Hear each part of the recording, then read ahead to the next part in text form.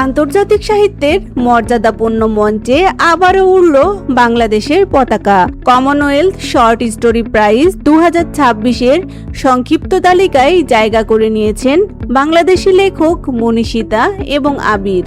সারা বিশ্বের 56টি দেশের হাজার হাজার পাণ্ডুলিপির মধ্যে বিচারকদের রায়ে সেরা 10-এ স্থান পেয়েছেন তারা। মনীষিতার গল্পে উঠে এসেছে নাগরিক জীবনের টানাপোড়েন আর মানুষের সূক্ষ্ম আবেগ। অন্যদিকে আবিরের লেখনীতে ফুটে উঠেছে গ্রামীণ জনপদ ও শেকড়ের গভীর সংযোগ। বিচারকরা তাদের গল্পের বিষয়বস্তু এবং উপস্থাপনা কৌশলের ভূয়সী প্রশংসা করেছেন। মূলত প্রতি বছর কমনওয়েলথভুক্ত দেশগুলোর সেরা ছোট গল্প লেখকদের এই সম্মাননা দেওয়া হয়। বিগত কয়েক বছর ধরেই বিশ্ব সাহিত্যে বাংলাদেশিদের অবস্থান সুসংহত হচ্ছে।